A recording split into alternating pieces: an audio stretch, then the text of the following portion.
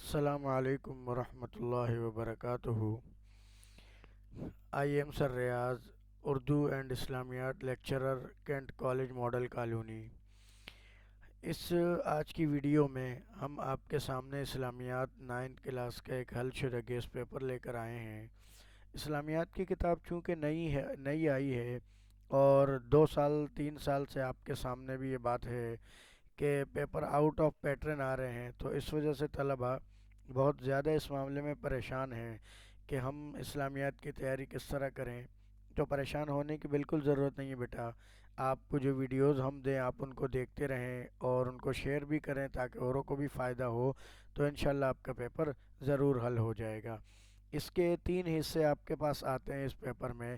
حصہ الف، ب اور جیم۔ حصہ الف یہ کثیر الانتخابی سوالات کا آتا ہے۔ آپ کا یہ پیپر چونکہ 75 نمبر کا ہوتا ہے، تو 75 میں بورڈ کی جو تقسیم ہے تو وہ 20، 40 اور 40% کی ہے کہ حصہ الف 20% کا، حصہ ب 40% کا اور حصہ جیم 40% کا۔ تو اس میں سے جو 20% آپ کے 75 میں سے بن رہے ہیں وہ بن رہے ہیں 15۔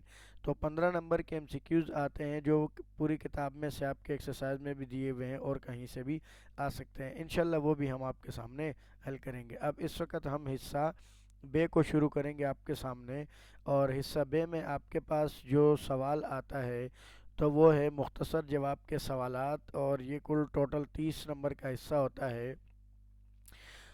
سوال نمبر 2 ہے اس میں کہ مندرجہ ذیل قرآنی آیات میں سے کسی 2 کا صرف ترجمہ تحریر کیجیے۔ اس کا صرف ترجمہ لکھنا ہوتا ہے، باقی کوئی تشریح نہیں ہوتی۔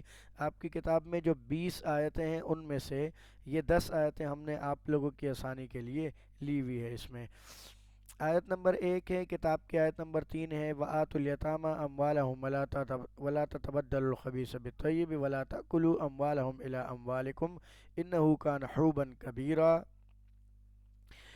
اور یتیموں کا مال جو تمہاری تحویل میں ہو ان کے حوالے کر دو، اور ان کے پاکیزہ اور عمدہ مال کو اپنے برے اور ناقص مال سے نہ بدلو، اور نہ ان کا مال اپنے مال میں ملا کر کھاؤ، یہ بڑا سخت گناہ ہے۔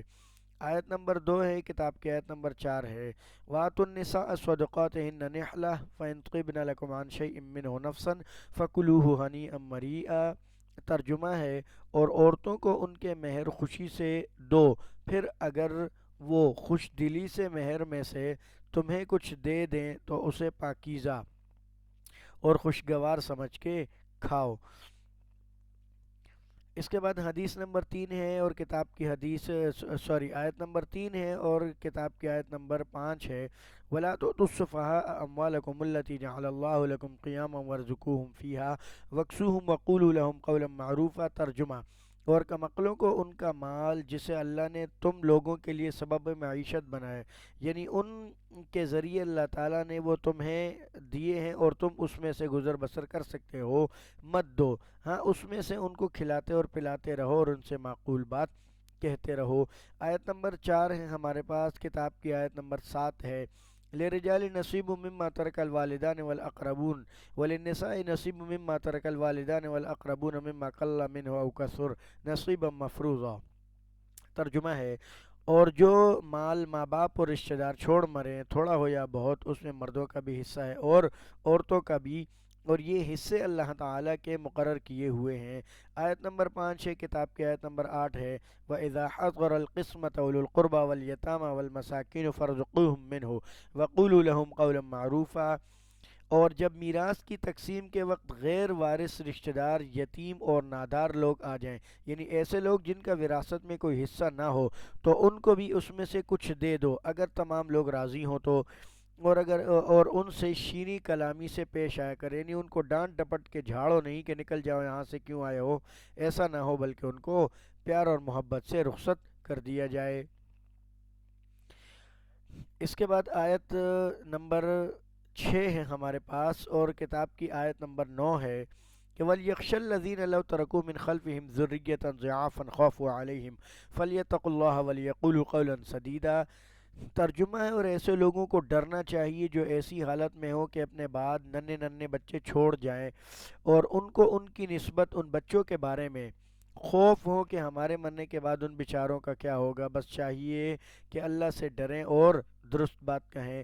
آیت نمبر 7 ہے اور کتاب کی آیت نمبر 10 ہے۔ ان الذین یأکلون اموال الیتامی ظلما انما یأکلون فی بطونہم نارا وسیصلون سعیرا۔ ترجمہ ہے، اور جو یتیموں کا مال ناجائز طور پر کھاتے ہیں وہ اپنے پیٹ میں آگ بھرتے ہیں اور وہ دوزخ میں ڈالے جائیں گے۔ آیت نمبر 8 ہے، کتاب کی آیت نمبر 12 ہے۔ وَاعْبُدُوا اللَّهَ وَلَا تُشْرِكُوا بِهِ شَيْئًا وَبِالْوَالِدَيْنِ إِحْسَانًا وَبِذِي الْقُرْبَى وَالْيَتَامَى وَالْمَسَاكِينِ وَالْجَارِ ذِي الْقُرْبَى وَالْجَارِ الْجُنُبِ وَالصَّاحِبِ بِالْجَنبِ وَابْنِ السَّبِيلِ وَمَا مَلَكَتْ أَيْمَانُكُمْ إِنَّ اللَّهَ لَا يُحِبُّ مَنْ كَانَ مُخْتَالًا فَخُورًا۔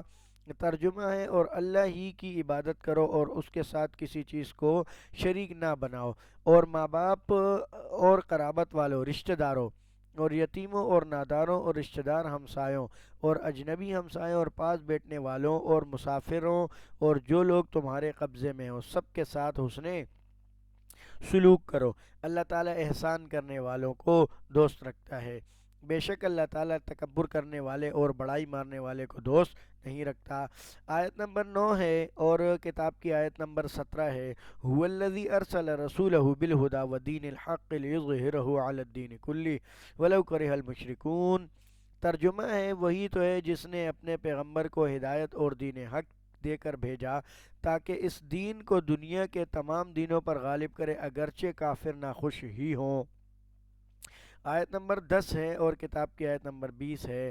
ان الذین یأکلون الذین مکناہم فی الارض واقاموا الصلاة وآتوا الزکاة وامروا بالمعروف ونہوا عن المنکر واللہ عاقبۃ الامور۔